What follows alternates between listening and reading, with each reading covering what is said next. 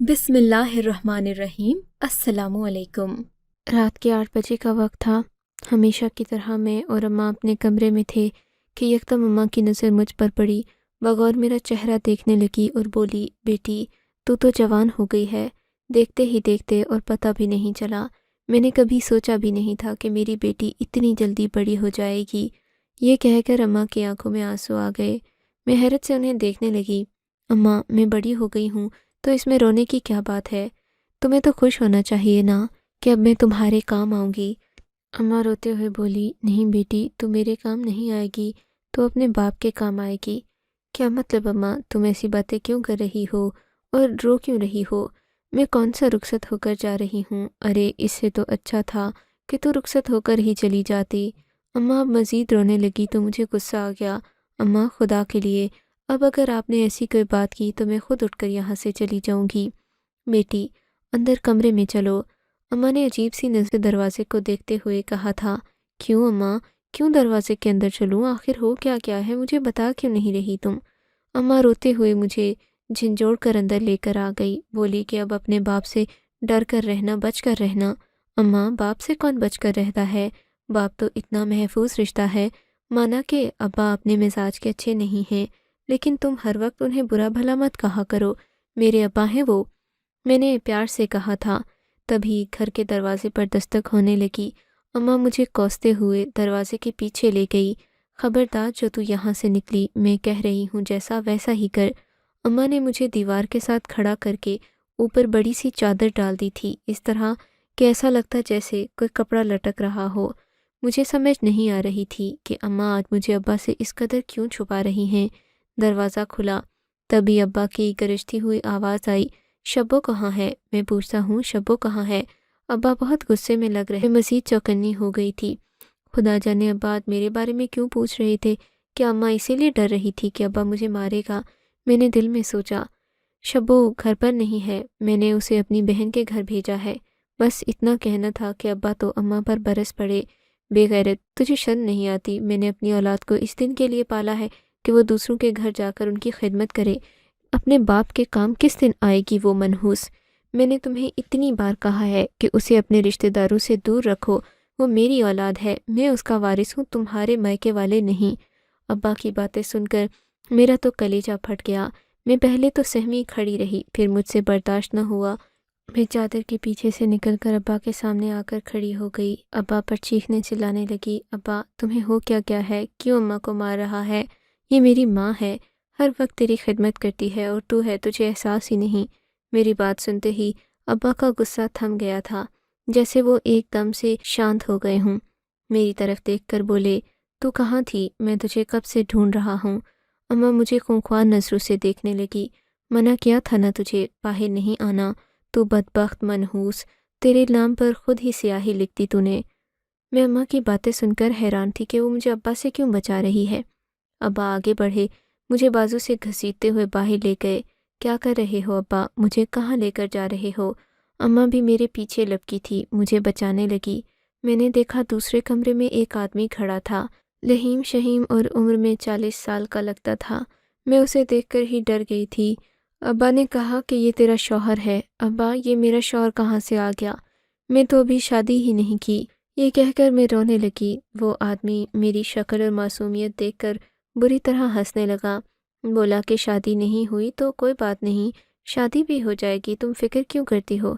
लगता है तुम्हें शादी की बहुत जल्दी है। वो आदमी मुझे से हंसने लगा। मैं मज़ीद रोने लगी तो अब्बा बोले, चलो भाई वाले, मेरा काम तो ख़त्म हुआ।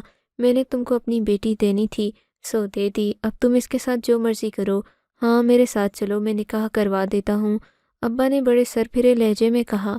मुझ पर तो जैसे आसमान टूट पड़ा। अब अम्मा की बात याद आने लगी कि मैंने ऐसा क्यों किया, क्यों उनकी बात नहीं मानी और बाहर आ गई। अम्मा भले से मर जाती, लेकिन मेरे साथ तो ये ना होता। लेकिन अब इन सब बातों का कोई फ़ायदा नहीं था। अब्बा ने और उस आदमी ने मुझे बाजू से घसीट कर बाहर निकाला। ये लोग मुझे मस्जिद में ले आए थे। अब्बा ने मुझसे कहा कि अगर तूने यहाँ पर चूं चरा की तो मैं तेरी माँ को तलाक दे दूँगा और तुम दोनों की जान ले लूँगा। अगर ज़िंदगी चाहती हो, सलामती चाहती हो, तो चुपचाप निकाह के लिए हाँ कर देना। मैं बुरी तरह रो रही थी। अब्बा मुझे मस्जिद ले गए। खुदा जाने वो कैसा मौलवी था جس نے میری رضا پوچھے بغیر ہی مجھے اس آدمی کے ساتھ باندھ دیا تھا۔ اس آدمی نے مجھے وہیں سے اٹھایا اور گاڑی میں ڈال دیا۔ میں بے بس بے جان چیز کی طرح اس کی گاڑی میں بیٹھی اپنے آنے والے مستقبل کے بارے میں سوچ رہی تھی۔ رو رو کر میرا برا حال تھا۔ گاڑی کیا تھی، ایک کٹھارا سی گاڑی تھی۔ میں 16 سال کی عمر میں بے سر و سامانی میں ایک جوڑے میں بہا کر اپنے ابا کے گھر سے ذلیل و رسوا ہو کر نکلی اور اس آدمی کے ساتھ آ گئی جس کو نہ میں نے پہلے کبھی دیکھا تھا، نہ میں اس کے بارے میں جانتی تھی، اور دیکھ کر بھی وہ مجھے اچھا نہیں لگا تھا۔ لگتا بھی کیسے اس کی عمر جو 40 سال تھی۔ وہ مجھے اپنے گھر میں لے آیا۔ یہ ایک پرانی سی بستی تھی۔ یہاں داخل ہوتے ہی بدبو کے جھونکے میرے نتنوں سے ٹکرائے تو مجھے زندگی کی کڑواہٹ کا احساس ہوا۔ جب اس نے کمرے کا دروازہ کھولا تو عجیب سی بدبو تھی جو میرے حواسوں پر سوار ہو گئی۔ کمرے میں ایک پرانی سی چارپائی بچھی تھی، اس پر گندی میلی چادر اور نہ جانے کب کا پرانا سا تکیا۔ اس نے مجھے چارپائی پر دھکیلتے ہوئے کہا، یہاں بیٹھ جا، اب سے یہی تیرا کمرہ ہے، یہی تیرا گھر ہے۔ میرا قصور کیا ہے اتنا بتا دو۔ میں چلا کر بولی، تیرا قصور یہ ہے کہ تیرے باپ نے مجھ سے جوا کھیلنے کے لیے 5 لاکھ روپے لیے تھے اور کہا تھا کہ وہ مجھے ڈبل کر کے دے گا۔ ڈبل تو اس سے ہوا نہیں۔ میں نے کہا اپنی بیٹی ہی دے دو، سو اس نے مجھے تمہیں تحفے میں دیا ہے۔ کیا میں کوئی بکنے والی چیز ہوں؟ میں دل میں سوچنے لگی۔ ابا کو بد دعائیں دینے لگی کہ ایسا آج تک کسی باپ نے اپنی بیٹی کے ساتھ نہیں کیا ہوگا جو میرے باپ نے میرے ساتھ کیا تھا۔ میرا دل خون کے آنسو رونے لگا، لیکن اس شخص کو میری کوئی پرواہ نہیں تھی۔ وہ تھوڑی دیر کے لیے باہر چلا گیا۔ جب واپس کمرے میں آیا تو اس کے تیور اس سے بھی زیادہ بھیانک تھے۔ مجھ سے کہنے لگا کہ آئندہ میرے سامنے بدتمیزی کرنے کی ضرورت نہیں ہے۔ پاس پڑوس کی عورتیں ہیں، ان سے سلام دعا کر لینا، وہی تمہارے اچھے برے وقتوں میں کام آئیں گی۔ تمہارے پاس 5 لاکھ آیا کہاں سے جو تم نے میرے ابا کو دیا؟ تم تو خود کنگلے ہو۔ میری بات سنتے ہی زوردار تھپڑ جڑ دیا اور بولا، تجھے میں نے اپنی اوقات کے مطابق اس بستی میں رکھا ہے۔ میری ایک اور بھی بیوی ہے جو بہت خوبصورت ہے، پر وہ یہاں نہیں رہتی، بڑے بنگلے میں رہتی ہے۔ اس آدمی کی بات سن کر میرا دل خون کے آنسو رونے لگا۔ تو کیا اس نے مجھے صرف یہاں عیاشی کے لیے رکھا ہے؟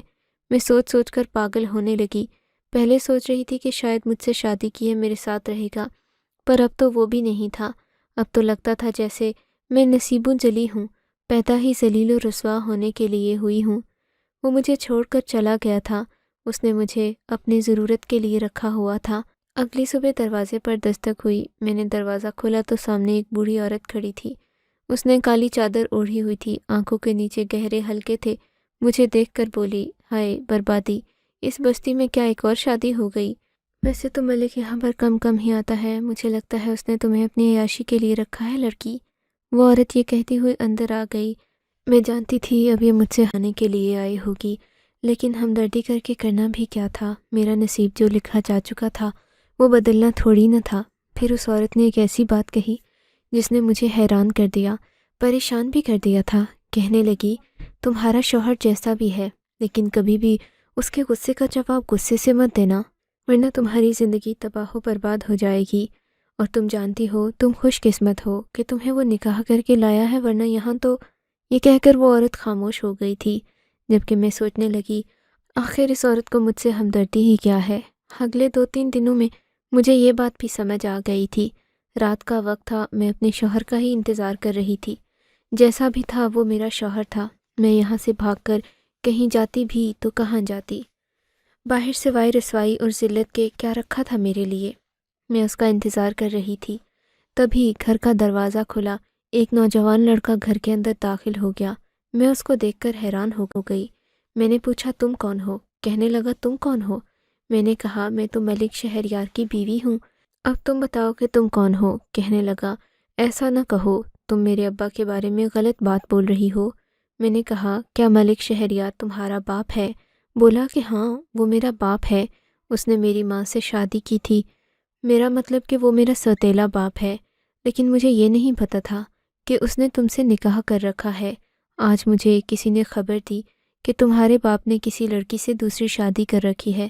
مجھے پہلے تو یقین نہیں آیا، پھر میں پوچھتا پاچھتا یہاں تک پہنچ گیا۔ تم تو واقعی میں ملک شہریار کی بیوی ہو، وہ کہہ کر مجھے پریشان کر رہا تھا۔ میری ماں بھی اسی قابل تھی۔ وہ غصے سے بولا، اچھا تم اپنی زندگی بدلنا چاہتی ہو یا اسی کال کوٹری میں اپنی زندگی کے 70 برس ضائع کر دو گی۔ اس نے مجھ سے ہمدردی جتائی تھی۔ میں کیسے اپنی زندگی بدل سکتی ہوں؟ میں نے پوچھا تھا۔ اپنی زندگی بدل سکتی ہوں؟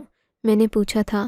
بدلنا چاہو تو بدل بھی سکتی ہو، میں تمہارا ساتھ دے سکتا ہوں، لیکن تم میرا ساتھ کیوں دو گے؟ میں اور پریشان ہو گئی تھی، سوچنے لگی کہیں اس لڑکے سے بات کرنے کی وجہ سے مجھ پر مزید کوئی الزام نہ لگ جائے۔ بس یہ تو میں تمہیں بتاؤں گا کہ میں تمہارا ساتھ کیوں دے رہا ہوں، لیکن اگر تم چاہو تو میرے ساتھ چل سکتی ہو۔ میں تمہیں اس کال کوٹری سے بہت دور ایک اچھی زندگی دینے کو تیار ہوں۔ تم جانتے بھی ہو نا تم کیا کہہ رہے ہو؟ میری بات پر اس نے سر جھکا لیا۔ ہاں، اچھی طرح سے جانتا ہوں، لیکن تم ابھی میری ماں اور اپنے شوہر کو نہیں جانتی۔ وہ بہت ہی زیادہ ظالم انسان ہیں۔ میری ماں بھی میری اصل ماں نہیں ہے، وہ میری سوتیلی ماں ہے۔ وہ تو میرے باپ کی بیوی تھی۔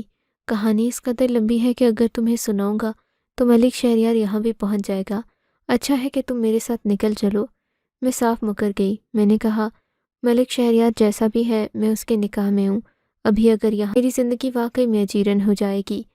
وہ میرا شوہر ہے، میں اس کے نکاح میں ہوں۔ جب تک وہ مجھے طلاق نہیں دے دیتا میں اس کی امانت ہوں۔ میری بات سن کر وہ حیران ہو گیا، کہنے لگا، تم اس گھٹیا انسان کے بارے میں اتنے اچھے خیالات رکھتی ہو۔ اب تمہاری مرضی ہے، لیکن تم دیکھ لینا میرے جانے کے بعد تمہارے ساتھ کیا ہوتا ہے۔ اس کے باوجود بھی اگر تمہارا دل نہیں بدلا تو ٹھیک ہے، لیکن اگر کبھی فیصلہ کرنے کا دل چاہے تو یہ پرچی رکھ لو، اس پر میرا نمبر لکھا ہے۔ مجھے جب بھی فون کرو گی میں تمہارا منتظر رہوں گا۔ یہ کہہ کر وہ تو وہاں سے چلا گیا، لیکن دوسرے دروازے سے جھانکتی آنکھوں نے میرے گھر پر آتے اس لڑکے کو دیکھ لیا تھا۔ بس پھر کیا تھا، میرے شوہر تک تو خبر پہنچنا ہی تھی۔ رات کے 10 بجے وہ میرے گھر آیا تھا۔ گھر کیا تھا، کال کوٹری تھی۔ گھر آتے ہی مجھ سے پوچھ تاچھ کرنے لگا، بولا کہ سچ سچ بتاؤ یہاں کون آیا تھا؟ میں نے کہا، آنا کسی نے نہیں تھا، بس ایک لڑکا آیا تھا، کہہ رہا تھا مجھ سے چادریں لے لو۔ میری بات سن کر اس نے مجھے بالوں سے پکڑ لیا، گھسیٹتے ہوئے باہر لے آیا اور بولا، سچ سچ بتاؤ یہاں کون آیا تھا، ورنہ میں تمہیں طلاق دے دوں گا۔ یہ سن کر میرے دل میں عجیب سا احساس ہوا۔ دل تو چاہا کہ وہ مجھے طلاق دے دے، میں اسے مزید اشتعال دلانا چاہتی تھی۔ میں نے کہا، تمہارا بیٹا آیا تھا مجھ سے ملنے، کہہ رہا تھا کہ میں تم سے طلاق لے لوں۔ میری بات سن کر اس کا غصہ 2 گنا ہو گیا۔ جھوٹ بولتی ہو میرے ساتھ، بے غیرت عورت، میرا تو آج تک کوئی بیٹا ہے ہی نہیں، 3 بیٹیاں ہیں، اسی لیے تو تجھ سے شادی کی ہے تاکہ میرا بیٹا پیدا ہو۔ تجھے تو شرم آنی چاہیے ایسی باتیں کرتے ہوئے بھی۔ وہ مجھے گھسیٹتا ہوا اندر لے گیا۔ میں نے اسے مزید اشتعال دلایا۔ میں نے کہا، اگر مرد ہو تو مجھے طلاق دے کر فارغ کر دو، مجھ جیسی بے غیرت عورت کو گھر میں بسانا ہی کیوں چاہتے ہو تم؟ تب اس نے طلاق کے 3 لفظ بول کر مجھے اپنی زندگی سے نکال دیا، لیکن میں یہ نہیں جانتی تھی کہ یہ میری زندگی کی سب سے بڑی غلطی ہے۔ پھر وہ سونے کے لیے بستر پر چلا گیا، بستر پر ڈھہ گیا۔ اس کے انداز سے لگ رہا تھا جیسے کہ اس نے شراب کا نشہ کر رکھا ہے، کیونکہ وہ بہت زیادہ تھکا ہوا بھی تھا، غصے میں بھی تھا، جنون اس کے سر پر چڑھ کر بول رہا تھا۔ میں اس کی باتیں سن سن کر پاگل ہو چکی تھی۔ میں وہاں سے نکلنے کے لیے ابھی اپنے دروازے تک آئی ہی تھی کہ میں نے دیکھا باہر وہی عورت کھڑی تھی۔ مجھ سے کہنے لگی، کہاں جا رہی ہو؟ میں نے کہا، جانا کہاں ہے؟ اس آدمی نے مجھے طلاق دے دی ہے، اب میں اپنے گھر جا رہی ہوں۔ تمہارا گھر ہے کیا؟ وہ عورت ہنستے ہوئے بولی، گھر نہیں ہے تو کیا ہوا، کہیں نہ کہیں پناہ تو مل ہی جائے گی، لیکن اب میں اپنے شوہر پر حلال نہیں ہوں تو میں یہاں رہ بھی نہیں سکتی۔ میری بات سن کر وہ مزید کہے لگانے لگی، تم ہنس کیوں رہی ہو؟ میں نے تمہیں کوئی لطیفہ تو نہیں سنایا؟ سچ مچ اب مجھے بھی غصہ آ رہا تھا۔ ہاں تو بات تو تم نے لطیفے والی ہی کی ہے نا؟ تم یہاں سے گھسیٹتے ہوئے اندر لے جانے لگی۔ میں رونے لگی، چیخنے لگی اور اس کو گالیاں دینے لگی۔ میں نے کہا، تم ہوتی کون ہو مجھ پر حکم چلانے والی؟ میرے شوہر نے مجھے طلاق دے دی ہے، اس کا بھی حق نہیں رہا، اب تم رہ گئی ہو، تمہارا کیا حق ہے مجھ پر؟ تب اس نے ایک عجیب انکشاف کیا جو میرے کانوں میں پگھلے ہوئے سیسے کی مانند پڑا تھا۔ میں تمہارے شوہر کی ماں ہوں اور تمہاری ساس ہوں، سمجھی تم؟ ایسی بات کرنے سے پہلے آئندہ سوچ لینا۔ میں حیران ہو کر اس عورت کو دیکھنے لگی۔ تم میری ساس نہیں ہو سکتی، نہ ہی تم میرے شوہر کی ماں ہو۔ میرا شوہر تو بہت بڑے بنگلے میں اپنی بیوی کے ساتھ رہتا ہے، تم جھوٹ بول رہی ہو مجھ سے۔ میری بات سن کر وہ رونے لگی۔ میں اسے روتا دیکھ کر اور پریشان ہو گئی۔ کیا ہوا اماں؟ کیا تم واقعی میں میرے شوہر کی ماں ہو؟ میں نے حیرت بھرے لہجے میں پوچھا تھا۔ ہاں، بدبخت ماں ہوں میں اس کی، اور یہ بیٹا ہے میرا، لیکن وہ بنگلہ، وہ بیٹا، وہ لڑکا کون تھا؟ یہ سب کیا ہے اماں؟ مجھے ساری کہانی تھا۔ یہ سب کیا ہے اماں؟ مجھے ساری کہانی تو بتاؤ۔ میری بات سن کر عورت زمین پر بیٹھ کر رونے لگی۔ بولی کہ بس بیٹی، جیسے تم دیکھ رہی ہو کہ میرا بیٹا شراب پی کر نشے میں دھت پڑا ہے، بالکل ایسے ہی اس کا باپ بھی یہی کیا کرتا تھا۔ آتا نشے میں مار پیٹ کرتا اور پھر سو جاتا۔ کئی بار تو اس نے مجھے طلاق بھی دی، لیکن اسے یہ نہیں معلوم تھا کہ وہ طلاق دے کر مجھ پر حرام ہو گیا ہے، میں اس پر حرام ہو گئی ہوں۔ صبح ہوتی تو وہ مجھ سے معافی مانگ لیتا، کہتا کہ بس غصے میں کہا ہے، اس طرح طلاق نہیں ہوتی، تم میری بیوی ہو، میں تمہارا شوہر ہوں۔ میں مان جاتی، اس کی باتوں میں آ جاتی۔ رات کو پھر وہ آتا، غصے میں ہوتا، کبھی مجھ سے کھانے پر لڑائی ہو جاتی، کبھی نمک اور کم زیادہ کرنے پر، اور اسی طرح مار پیٹ کر وہ مجھے روزانہ طلاق دیتا۔ صبح ہوتی تو کہتا کہ میں نے تو طلاق نہیں دی۔ ایسے میں کوئی یقین بھی نہیں کرتا، یقین کر بھی لے تو کیا ہے؟ تم اس محلے میں جتنی بھی عورتیں دیکھ رہی ہو نا، ان کے شوہر ان کو کئی بار طلاق دے چکے ہیں، لیکن یہ اسی طرح رہ رہی ہیں، کیونکہ اگر یہ گھر سے جائیں گی تو ان کے ساتھ وہی ہوگا جو کہ سائرہ کے ساتھ ہوا تھا۔ اب یہ سائرہ کون ہے؟ میں نے اور زیادہ حیرت سے آنکھیں پھیلائی تھیں۔ سائرہ بھی اسی بستی کی ایک بدبخت لڑکی تھی۔ وہ تھوڑی شرعی گھرانے کی تھی۔ اصل میں وہ ایک کوٹھے میں بیچ کر لائی گئی تھی۔ اس کے شوہر نے، یعنی کہ اس کے عاشق شوہر نے اس کو دھوکہ دیا تھا۔ گھر سے بھاگ کر جب اس نے ایک لڑکے پر بھروسہ کیا اور یہاں تک آئی تو اسے زندگی میں بہت بھاری قیمت چکانا پڑی تھی۔ اسے لگا کہ جیسے وہ اپنے عاشق پر بھروسہ کر کے اپنی زندگی سنوار لے گی، لیکن ایسا نہیں ہوا۔ اس کے عاشق نے اسے بازار حسن میں بیچ دیا۔ بس پھر وہی ہوا جو کہ سب لڑکیوں کے ساتھ ہوتا ہے، اسے اسی طرح کوئی سیٹھ خرید کر لے گیا۔ خیر کرتے کرتے قسمت کے چکر کھاتے جب وہ یہاں پہنچی، شوہر نے طلاق دی، وہ وہاں پہنچی، شوہر نے طلاق دی، وہ باہر گئی تو اس کے ساتھ پھر وہی ہوا۔ اسے ایک بار پھر کوٹھے پر بیچ دیا گیا، کیونکہ اس بستی کے باہر ویسے بھی لوگ گھات لگائے بیٹھے ہوتے ہیں، ہر رات کسی نہ کسی عورت کو اغوا کر کے لے جاتے ہیں۔ یہاں نئی لڑکیاں بہت آتی ہیں، جن کو جیسے ہی شوہر غصے میں مار پیٹ کرتا ہے، باہر جاتی ہیں تو لوگ ان کو ہاتھوں ہاتھ لیتے ہیں، ان کو یہاں سے لے جا کر ایک بار پھر ان کوٹھوں میں بیچ دیتے ہیں جہاں سے وہ آئی ہوتی ہیں۔ تم یہ غلطی مت کرنا بیٹی۔ رہی بات میرے بیٹے کی، میرے بیٹے کی امیر بیوی کا تعلق بھی ایک ایسی ہی لڑکی سے ہے، ایک ایسے ہی بازار سے ہے جہاں پر عورت کی قیمت خوب لگتی ہے۔ میرے بیٹے نے کسی امیر عورت سے شادی نہیں کی ہوئی۔ ارے بیٹی، وہ تو ایک طوائف زادی ہے جو کہ اسی طرح بازار حسن سے آئی تھی۔ اس نے ابھی تک اپنی حرکتیں نہیں چھوڑیں۔ میرا بیٹا اس کے لیے کیا نہیں کرتا، اس کے لیے بہت کوششیں کرتا ہے، لیکن وہ عورت اپنا پیشہ نہیں چھوڑتی۔ میرا بیٹا اس کو طلاق، لیکن پھر بھی اس کے پاس اس کی بیٹیاں ہیں، اب وہ چاہ کر بھی اسے چھوڑ نہیں سکتا۔ اس عورت کو بھلا طلاق اور نکاح سے کیا فرق پڑتا ہے، جس کے سینکڑوں لوگوں کے ساتھ تعلقات ہیں؟ ایک اگر حرام کے شوہر کے ساتھ رہ لے گی تو اسے کیا فرق پڑے گا؟ اور میں بیچاری اسی محلے میں پلی بڑھی، پیدا ہوئی، یہیں بیاہ کر آئی، پھر بیٹا پالا، اور بیٹا بھی ایسا نکلا کہ مجھے آج تک اس نے کوئی سکھ چین نہیں دیا۔ اب تجھے لے آیا ہے مار پیٹ کرنے کے لیے۔ جانتی ہوں اس نے طلاق دے دی ہے، پر یہاں تو طلاق کے بعد بھی یہی ہوتا ہے جو میں نے تمہیں بتایا ہے۔ بستی کی ساری عورتیں ایسے ہی اپنے شوہروں کے ساتھ رہتی ہیں۔ اس عورت کی بات سن کر میں پریشان ہو گئی تھی۔ میرا دل چاہا کہ میں یہاں سے بھاگ جاؤں، لیکن میں بھاگ کر جاتی بھی کہاں؟ میرے شوہر نے مجھے صبح اٹھ کر دوبارہ ایسے آواز دی جیسے کہ میں واقعی میں اس کی بیوی ہوں، ہمارے درمیان اور کچھ نہیں ہوا۔ میں بھی خاموشی اختیار کر گئی تھی، لیکن وقتی طور پر۔ 2-3 دنوں میں نے یہاں صوبہ بنا لیا، محلے کے مولوی کو جا کر ساری بات بتا دی۔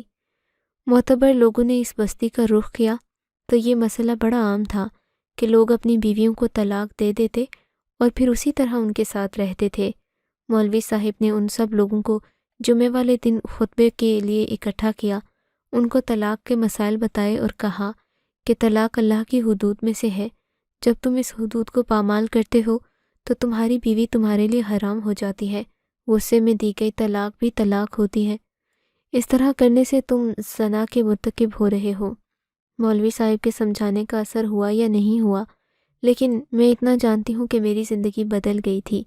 میرے شوہر نے مجھے آزاد کر دیا اور آج میں ایک دارالامان میں رہتی ہوں۔ یہاں لڑکیوں کی دیکھ بھال کرتی ہوں اور کبھی کبھار دل چاہتا ہے تو اپنی زندگی پر مبنی کوئی کہانی لکھ دیتی ہوں جسے پڑھ کر لوگ عبرت حاصل کرتے ہیں۔ آپ کو اگر یہ کہانی اچھی لگی ہے تو اس ویڈیو کو لائک کیجیے اور اس طرح کی مزید کہانیاں سننے کے لیے ہمارے چینل کو ضرور سبسکرائب کیجیے۔ کہانی سننے کا شکریہ۔ آپ سے ملاقات ہوگی اگلی ویڈیو میں، تب تک کے لیے اللہ حافظ۔